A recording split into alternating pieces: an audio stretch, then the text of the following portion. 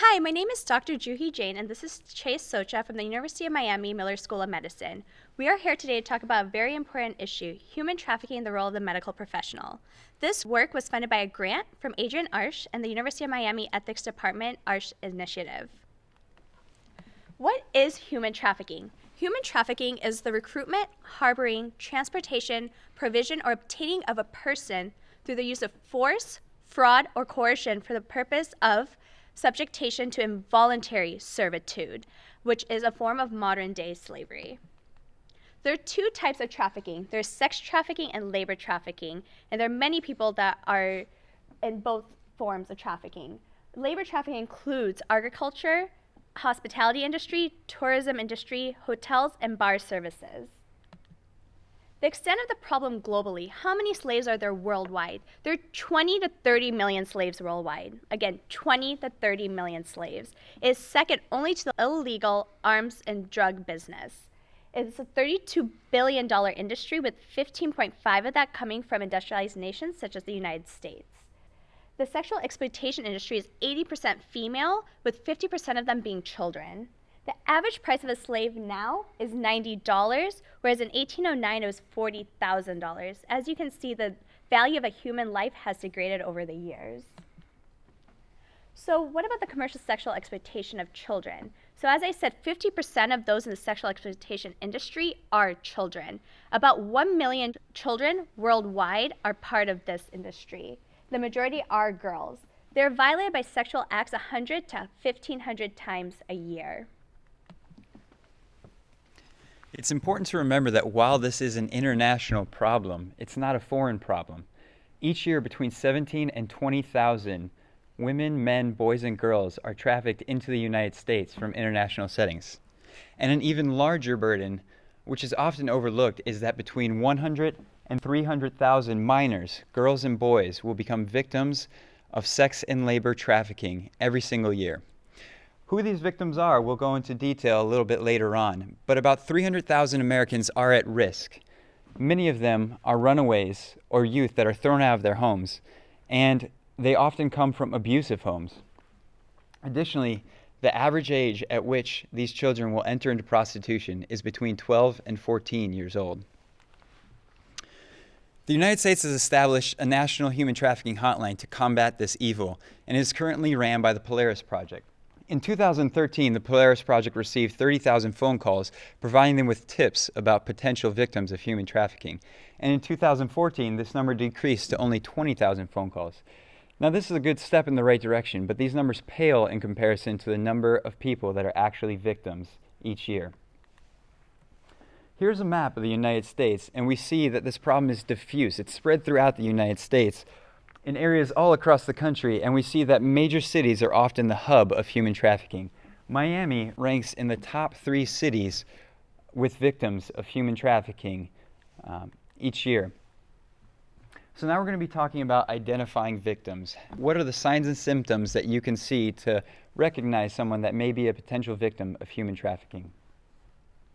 One common myth is that if a person originally consents to their sex act or to participating in this form of labor, then it is not considered human trafficking.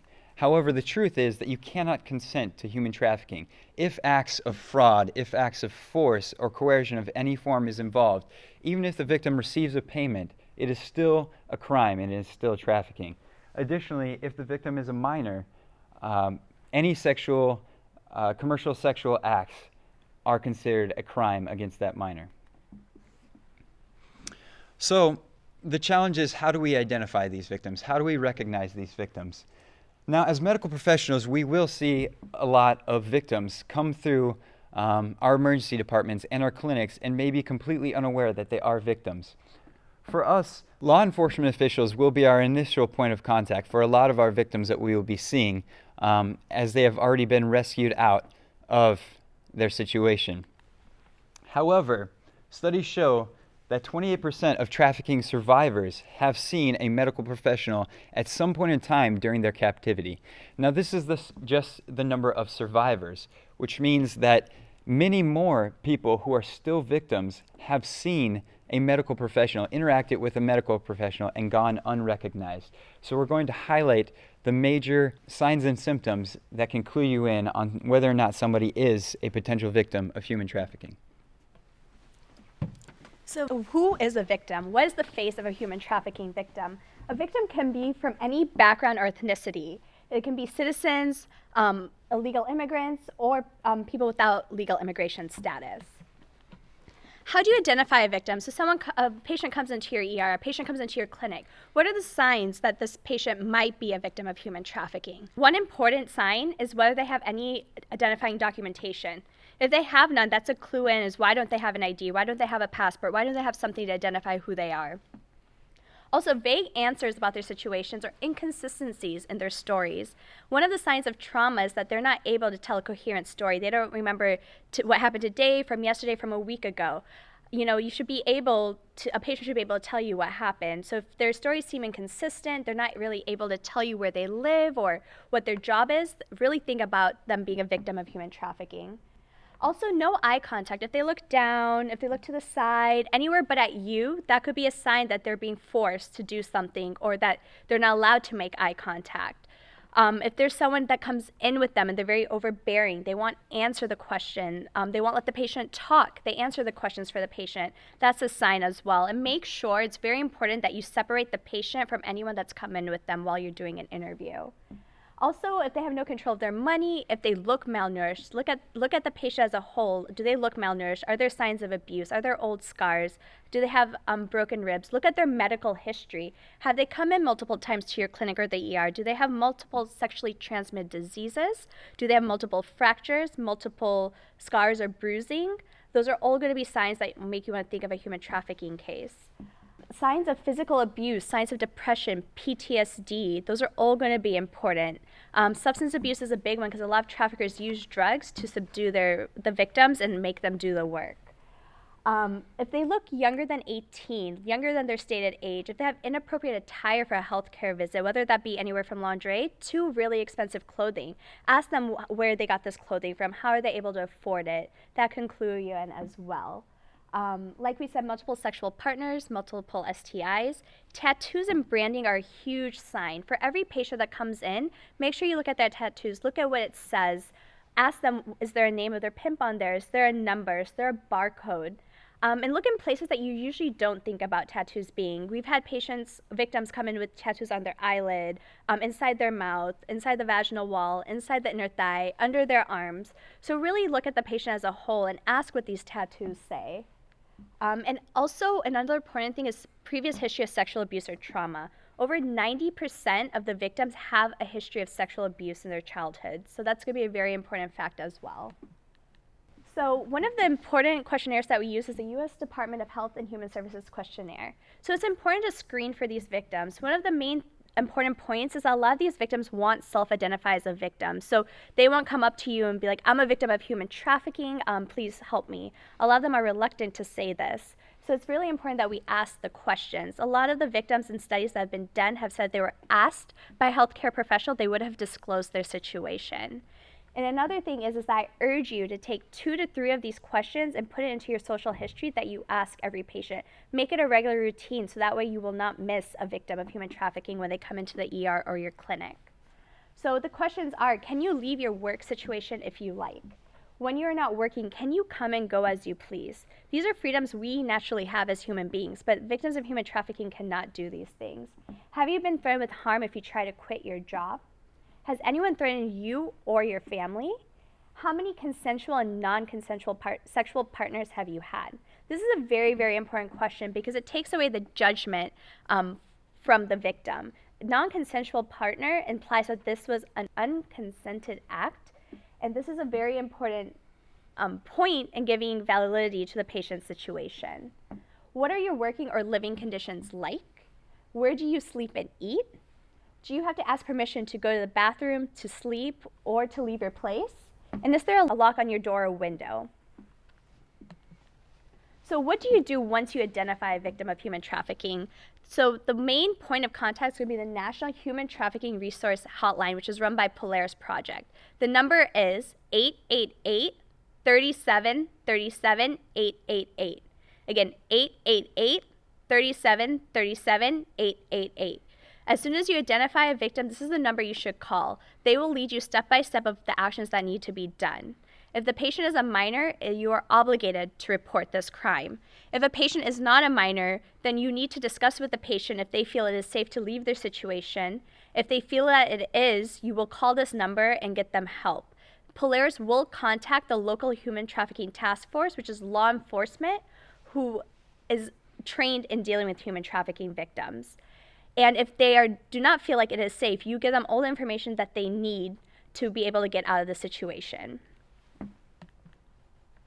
So now we're going to go into the medical needs of victims. So we will now be talking about the medical needs of trafficked victims. And it's important to remember when we are screening these patients and interviewing these patients that they are survivors and they have experienced a lot of trauma. Some of the things that we're going to look for are a history of multiple pregnancies, potentially unwanted pregnancies, and with that, unsafe or forced abortions. And as a result, they may have many signs and symptoms of this form of trauma. Additionally, there are high prevalence of sexually transmitted infections within this population that need to be screened for and treated. They are also at risk of developing many communicable diseases, such as tuberculosis, and experiencing physical injuries, starvation, nutritional deficits. We need to look at the overall picture of their health. Okay, the last 3 points on this list are very important. The first one, drug addiction. Many of these women have a background of experiencing drug addictions as a result of drugs used by the pimp to influence them and to keep them addicted, keep them coming back, and to numb the pain while they're performing their services. So you must take your time with these patients and be understanding of this history. Additionally, a lot of them have experienced psychological trauma and may have symptoms of post-traumatic stress disorder, and they may have underlying psychiatric disorders such as bipolar disorder and depression that all need to be screened for and treated in these populations.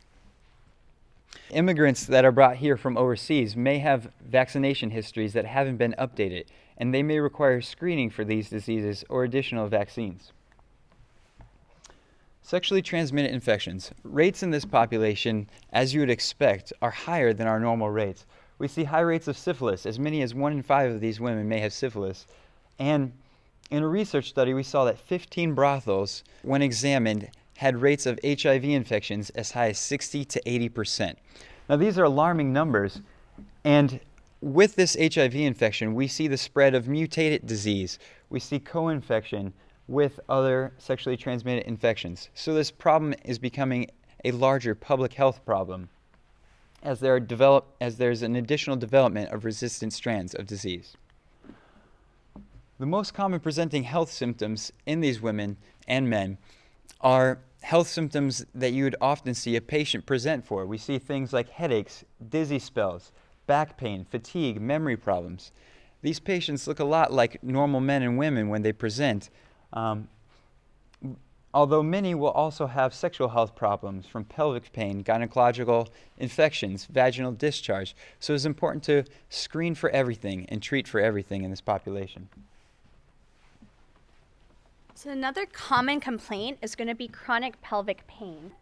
Studies have shown that reported pain of chronic pelvic pain is out of proportion to the actual physical manifestation of disease. This includes endometriosis, pelvic congestion, or adhesions. So for a lot of women, this is actually more of a psychological or psychiatric problem because pain occurs where the trauma occurred. And the pelvic region is actually associated with female sexuality and identity. So this is going to be a chronic problem that will need to be addressed over multiple visits. Also, we have to think about mental health problems, depression, PTSD, suicidal ideation. These are all important to screen for during a medical interview with these patients. There was a Zimmerman study that showed that 50% of victims, after coming out of a trafficking situation within 2 weeks, presented with 12 to 23 medical health problems. That's a lot of medical problems for one person. But the beauty of this study that showed that there's a substantial symptom reduction with a healthcare professional after 3 months. So if we provide these victims with proper care, we can actually reduce their symptom burden and reduce the number of symptoms that these women had. The one symptom that we were not able to reduce within 90 days was depression, and that would be something that would need to be held with ongoing care. We're now going to be discussing a trauma-informed approach to interviewing these women and men. It's important to remember that these people have experienced an extensive traumatic history, and that we need to be patient in these interviews, that we need to lay aside some of our assumptions about psychiatric disorders, about drug addictions, and take your time and really relate to them as people. Healing can begin during the exam, and it's all about our compassion with them and relating with them. When interviewing these patients, it's important that you explain everything to the patients, that you explain the purpose of the interview, that you ask them for permission before you engage in the exam and before you question them about more sensitive topics. You must explain the confidentiality to them. A lot of them may have issues with trusting people in the past and may be hesitant to disclose information at the beginning. So you need to establish a relationship of trust and inform that everything will remain confidential. Additionally, when you're interviewing these patients, recognize their strengths. Talk to them about their strengths and build upon that. Show them that they have autonomy in this interview. Show them that they are in control. When interviewing these patients, the interview may go completely normal, or they may experience some of the symptoms of post-traumatic stress disorder from their history of trauma. Some of these symptoms include re-experiencing some of the trauma from the past. They may have flashbacks. They may get nightmares. They may have intrusive images. They may also show avoidance behaviors. They may have a flattened affect. They may be reluctant to disclose some of the answers to some of your questions. Conversely, they may have autonomic hyperarousal. They may be in an excited state and have an exaggerated stutter response.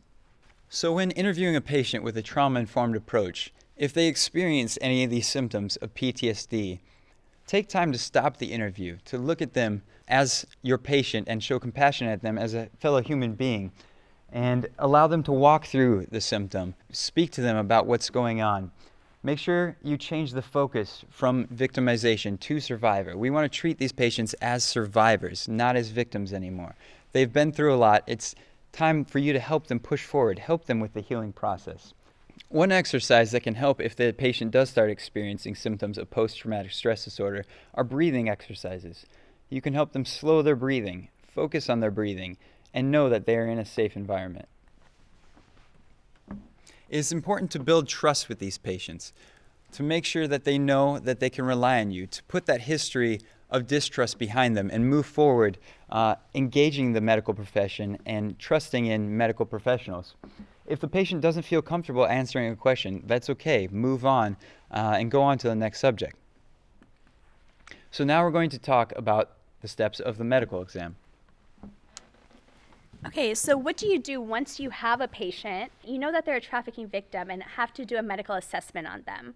So one of the important things is going to be to assess and treat acute and chronic medical conditions. Determine if the patient needs to go to the ER. Is this something that needs to be done in the hospital, or is this something that can be done in your clinic? Remember that the medical document is a legal document, so everything needs to be documented, documenting all the injuries, whether they're acute, remote, genital injuries, cutaneous or oral injuries, closed head and neck injuries, thoracoabdominal injuries. Remember, a lot of these injuries can be internal as well, and skeletal fractures.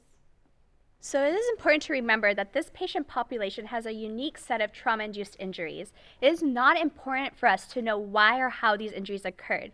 What is important to know is the nature of these injuries. Was it a strangulation injury? Did they ever lose consciousness? Was there concussion? Did they have gunshot wounds, stabbing, rape, bruising, or lacerations? It's just important to know where on the body and what kind of injury it was, but we do not need to put these patients through any more trauma than they've endured already. So for the medical exam, we also have to assess their overall health status. So especially for labor trafficking victims, we want to really assess their nutrition. A lot of these victims are working 12 to 24 hours a day and are not fed, they're not hydrated, they might have a lot of mineral deficiencies. So we really need to look at their iron levels, mineral and vitamin levels, as well as their hydration status. You need to assess for mental health issues. As we said, it's a big component of being trafficked. So assess screening for depression, bipolar disorder, PTSD, all of that, drug and substance abuse, all of that's going to be very, very important. Testing for pregnancy, STIs, and HIV is also going to be very important, especially for those who have been sexually trafficked. Urine or serum screening for alcohol and drug use, as I said, is clinically indicated. We also want to be able to offer contraceptive options, especially for our sexually trafficked victims, especially long-acting and reversible contraception, as well as offering prophylaxis for STIs and pregnancy.